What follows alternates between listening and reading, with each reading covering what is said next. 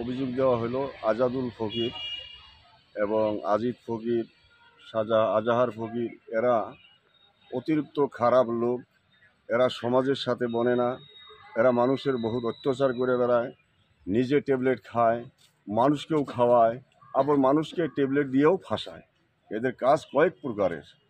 তাই ওদেরকে উচিত বিচার হওয়ার জন্যে আমার ঝাউগুড়ির মানুষ নিরাপত্তার জন্য আজ আমরা সবাই মিলা তুফানগঞ্জ থানায় মাস পিটিশন। আচ্ছা, এ মূলত কোন জায়গার বাসিন্দা? এরা মূলত এদের ঠিক ঠিকানা নাই। এরা বাংলাদেশেও থাকে, ভারতেও থাকে। দু জায়গাতে এদের ভোটার কার্ড এরা আছে? 2 জায়গায় ভোটার কাগজ আছে। ইন্ডিয়ার মধ্যে ভোট দেয়, মানে কয়েকজনে দেয় না, কয়েকজনে বাংলাদেশে ভোটই আছে। মানে কেফাতুল্লাহ ফকির, মানে আজিদ ফকির বাবা মা, এরা ইন্ডিয়াতেও দেয়, বাংলাদেশে। আচ্ছা, বাংলাদেশে যে ভোট দেয় এটা আপনারা জানলেন কিভাবে? ওইখানে আমাদের লোক আছে বহুত, তো আমরা খবর পাই। এটা কি কোনো রকম প্রমাণ আছে? হ্যাঁ, প্রমাণ আছে, ভোটার লিস্টই আছে তো। আচ্ছা, ভোটার লিস্টই আমরা। এই বিষয়টা আপনারা প্রধানকে জানান নাই? হ্যাঁ, প্রধানকে জানাইছি। প্রধানও বহুত কয়েকবার বসছে ওদেরকে নিয়ে, কিন্তু ওরা কোনো কথাই কাউকেই ভ্যালু দেয় না। জানেন তো, যদি কারো কাছে হাতিয়ার থাকে সেই লোকটাকে সরাতে ভয় করে। এই হলো অবস্থা। সেই জন্য আজকে আপনারা অভিযোগ? এই জন্য আজকে আমরা অভিযোগ থানায় করলাম। তার মানে যে কোনো এখানে যে কোনো কাজ করলে, অসামাজিক কাজ করলে বাংলাদেশে চলে যায়, আর বাংলাদেশে কিছু হলে এখানে চলে আসে এদের কাজই এগুলা। একটা ভাই, ওরা কয়েকটা ভাই, খালি 2টা ভাই ভারতে বিয়ে করছে, আর বিলকুলটাই বাংলাদেশের শাদি বিয়া যা কিছু আছে সব ওদের বাংলাদেশে, ভারতের এমন কিছু নাই। অরিজিনাল এরা খুব খারাপ, মানুষের বহুত অত্যাচার করে। এরা যে কজন নাম বললেন, এরা কি একটাই পরিবার? একটা পরিবার, এক কেফাতুল্লার ছেলে 5টা, বিলকুলটাই ওই অবস্থা। মানে এগুলা বড়ির ব্যবসা, ট্যাবলেটের ব্যবসা, গরুর ব্যবসা। মানে এদের টাকার খুব অহংকার। এরা দ্বিধাবোধ করে না মানুষকে, মানুষগুলো গ্রাহ্যই করে না। কি নাম?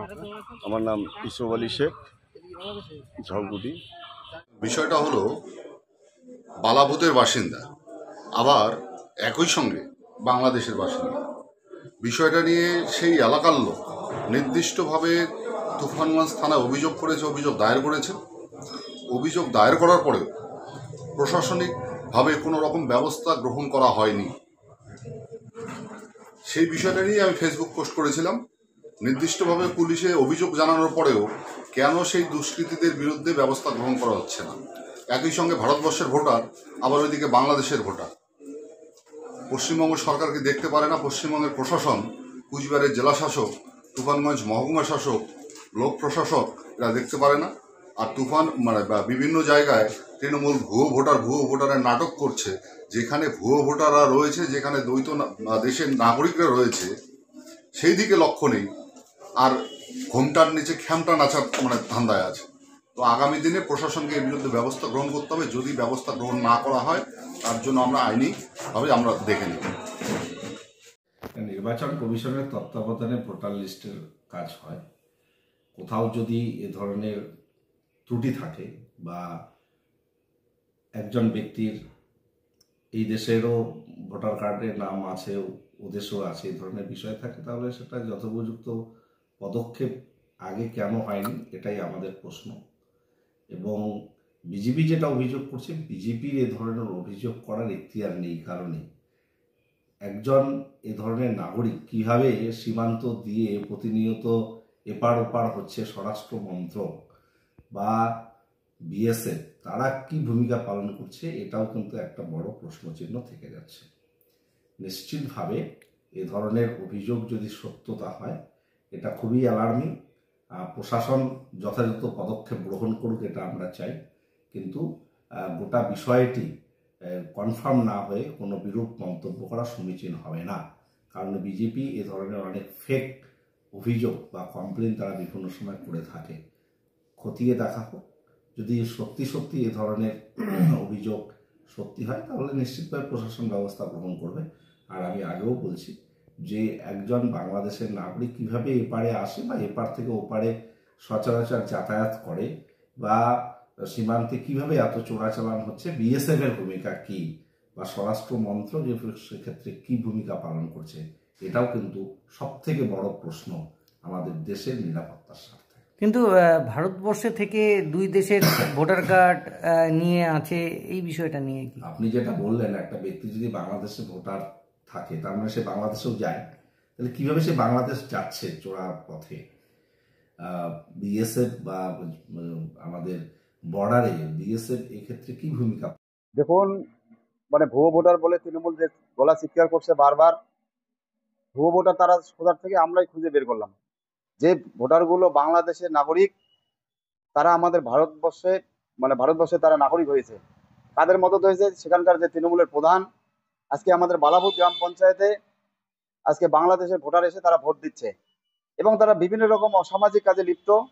আজকে তারা ড্রাগস পাচার থেকে শুরু করে অস্ত্র পাচার থেকে শুরু করে বিভিন্ন অসামাজিক কাজের সাথে লিপ্ত হয়েছে।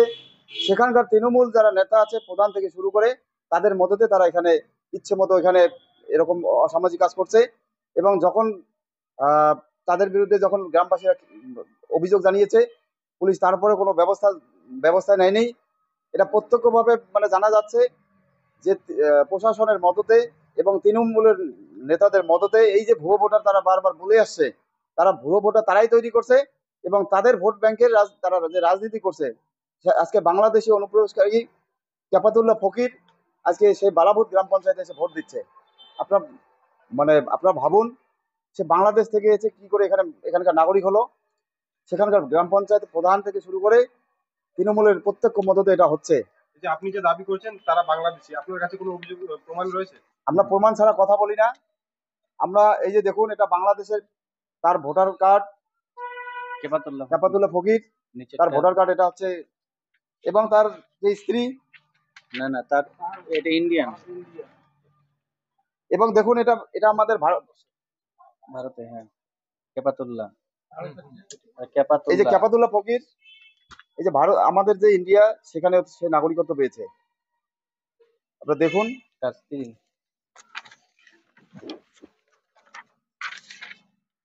আলো এবং তার স্ত্রী এই যে বাংলাদেশের নাগরিক আলো বিবি, এবং আমাদের ইন্ডিয়া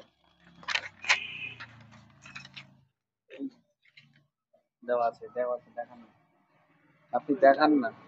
এই যে দেখুন আলো বিবি, সে মানে আমাদের ইন্ডিয়ারও নাগরিক, বাংলাদেশের নাগরিক। এরকম মোট কয়জনের তা পেয়েছেন আপনারা? আমরা 5 জনের পেয়েছি, তাদের একই পরিবারে 5 জন পেয়েছি। এরকম বহু ভোটার সেই সীমান্ত লাগোয়া তারা এরকম বহুত আছে। আমরা আজকে মহকুমা শাসককে জানাইলাম। এই 5 জন কি ভারতেও ভোট দেয়, বাংলাদেশেও ভোট দেয়? হ্যাঁ, তারা এখানে ভোট দিচ্ছে, তারা বাংলাদেশেও ভোট দিচ্ছে।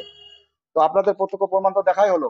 আজকে তারা যে বারবার বলছে যে ভুয়ো ভোটার কাদের মদতে হচ্ছে? তারাই মদত দিচ্ছে।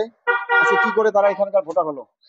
প্রথম সেখানকার যে গ্রাম পঞ্চায়েত প্রধান, প্রশাসন যদি সঠিকভাবে তদন্ত করে, তাদের বিরুদ্ধে যদি ব্যবস্থা নেয়, তবেই বেরোবে যে এত মানে কতটা ভোটার এখানে ভুয়ো ভোটার আছে। এই অভিযোগটা কি আজকে মহকুমা শাসককে জানিয়েছেন? আমরা মহকুমা শাসককে জানাইলাম লিখিত আকারে। হ্যাঁ, লিখিত আকারে উনি শুনলেন, এবং ওখানকার যে এআরও আছে তার কাছেও আমরা জানাইলাম, সেও মানে শুনলেন। আমরা ভিডিওকে জানাবো এবং ভিডিওকে জানাবো এবং পুলিশ স্টেশনকে জানাবো।